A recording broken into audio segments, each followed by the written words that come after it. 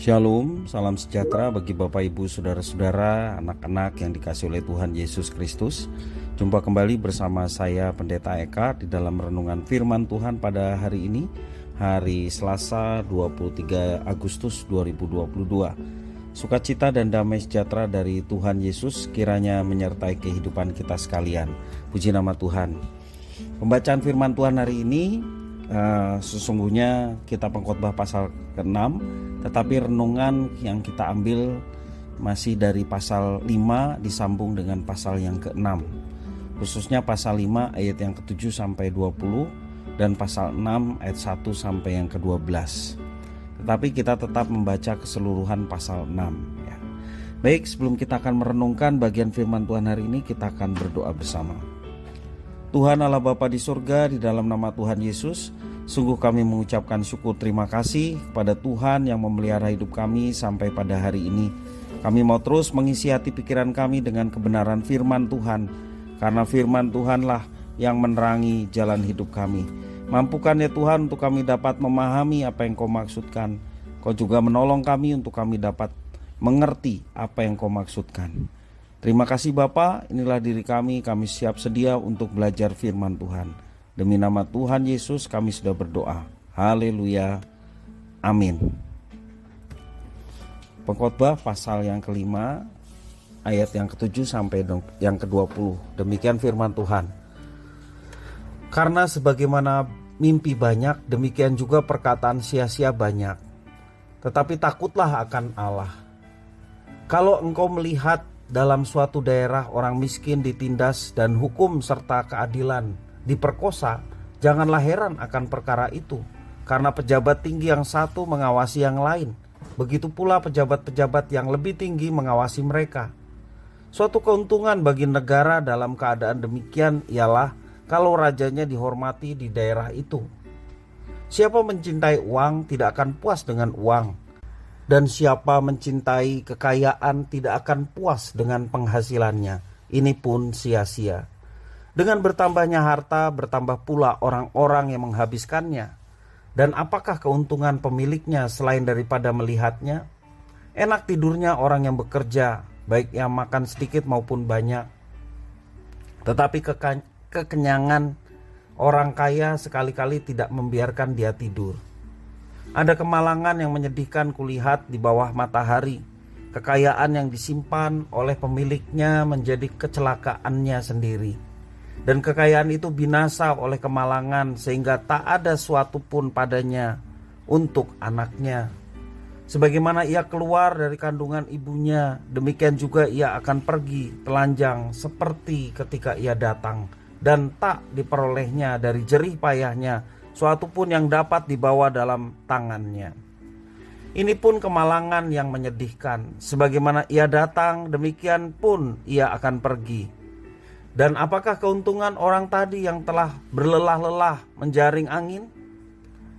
Malah sepanjang umurnya ia berada dalam kegelapan dan kesedihan, mengalami banyak kesusahan, penderitaan dan kesesalan. Lihatlah, yang kuanggap baik dan tepat ialah kalau orang makan, minum, dan bersenang-senang dalam segala usaha yang dilakukannya dengan jerih payah di bawah matahari selama hidup yang pendek, yang dikaruniakan Allah kepadanya. Sebab itulah bahagiannya. Setiap orang yang dikarunia Allah kekayaan dan harta benda dan kuasa untuk menikmatinya, untuk menerima bahagiannya, dan untuk bersuka cita dalam jerih payahnya, juga itu pun karunia Allah. Tidak sering ia mengingat umurnya, karena Allah membiarkan dia sibuk dengan kesenangan hatinya. Dilanjutkan pasal 6 ayat 1 sampai 12.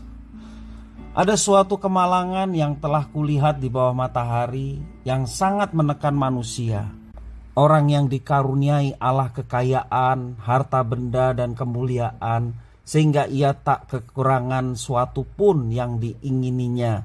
Tetapi orang itu tidak dikaruniai kuasa oleh Allah untuk menikmatinya, melainkan orang lain yang menikmatinya. Inilah kesia-siaan dan penderitaan yang pahit. Jika orang memperoleh 100 anak dan hidup lama sampai mencapai umur panjang, tetapi ia tidak puas dengan kesenangan, bahkan tidak mendapat penguburan, kataku, anak gugur lebih baik daripada orang ini.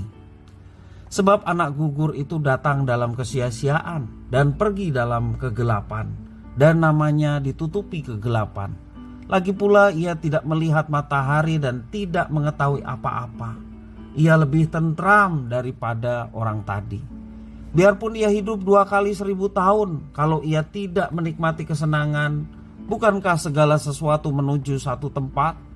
Segala jerih payah manusia adalah untuk mulutnya, namun keinginannya tidak terpuaskan. Karena apakah kelebihan orang yang berhikmat daripada orang yang bodoh? Apakah kelebihan orang miskin yang tahu berperilaku di hadapan orang? Lebih baik melihat saja daripada menuruti nafsu. Ini pun kesia-siaan dan usaha menjaring angin. Apapun yang ada sudah lama disebut namanya, dan sudah diketahui siapa manusia, yaitu bahwa ia tidak dapat mengadakan perkara dengan yang lebih kuat daripadanya. Karena makin banyak kata-kata, makin banyak kesia-siaan. Apakah faedahnya untuk manusia?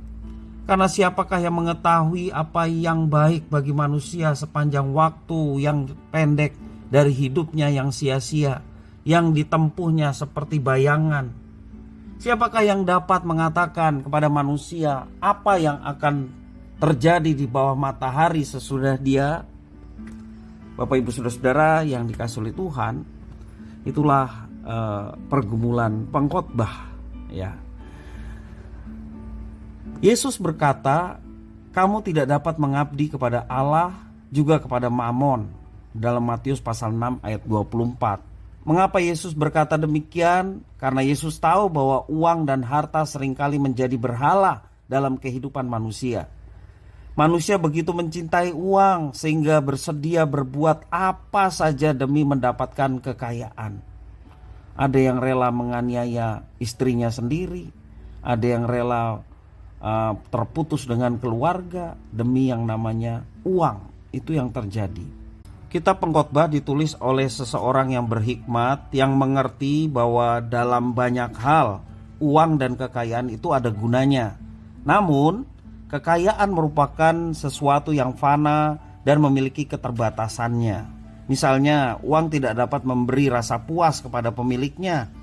Sebaliknya, semakin seseorang memiliki uang, rasa ketidakpuasannya semakin tinggi. Itu yang ditulis di dalam ayat yang ke-9 pasal 5, ya. Di satu sisi, uang dapat membuat banyak orang hanya mau mengambil keuntungan dari pemiliknya. Ayat yang 10.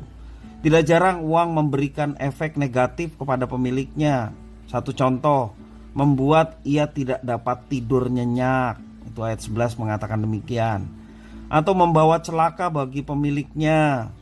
Di sisi lain, uang dikatakan barang fana karena mudah lenyap, sehingga tidak dapat diwariskan kepada anaknya dan tidak dapat dibawa saat seseorang meninggal dunia. Dengan demikian, pengorbanan yang berlebihan demi mendapatkan uang dan kekayaan membuat pemiliknya harus hidup dalam kegelapan, hidup dalam kesedihan, kesusahan, penderitaan, dan kesesalan. Itu yang dikatakan kitab Pengkhotbah. Ada juga tindakan yang sama sekali tidak sebanding dengan keuntungan yang didapatkannya. Ayat yang ke-15. Bagi mereka yang tidak memiliki banyak uang, akan berpikir bahwa jika kita memiliki banyak harta, uang, pasti hidup akan bahagia. Karena itu tidak jarang manusia rela mengorbankan keluarganya, ya, istrinya, anak-anaknya, dan menghabiskan usia produktifnya hanya untuk mendapatkan yang namanya uang dan kekayaan.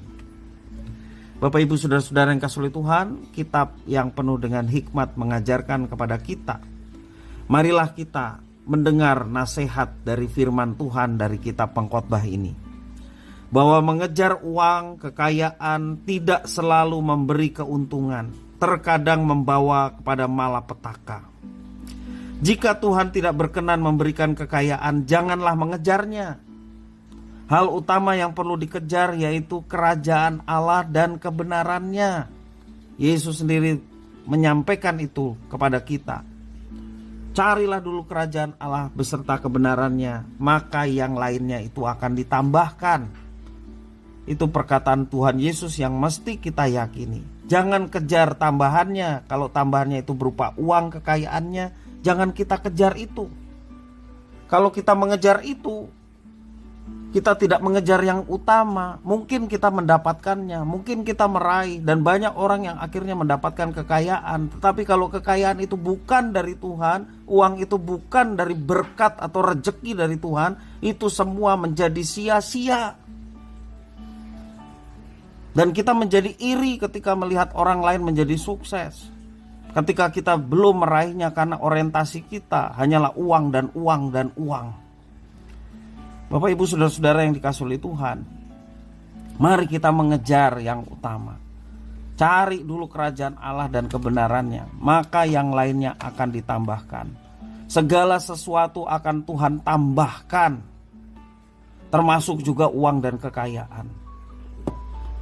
Saya mengucap syukur kalau ada orang Kristen yang diberkati Tuhan luar biasa. Mengucap syukur kalau ada jemaat yang sukses, penghasilannya baik, oleh karena diawali dengan hidup takut akan Tuhan. Diawali oleh karena dia hidup melayani Tuhan. Puji Tuhan ketika dia diberkati luar biasa, karena dia orientasinya kebenaran dan juga kerajaan. Maka Tuhan akan tambahkan. Sekali lagi mari Bapak Ibu Saudara-saudara, kita mengikuti apa yang dinasihatkan firman Tuhan, baik dalam kitab Pengkhotbah maupun yang Tuhan Yesus katakan. Jangan salah mencari tujuan ataupun mengejar sesuatu, tetapi kejarlah yang Tuhan inginkan, yaitu kerajaan Allah dan kebenarannya. Percayalah, maka yang lainnya akan ditambahkan.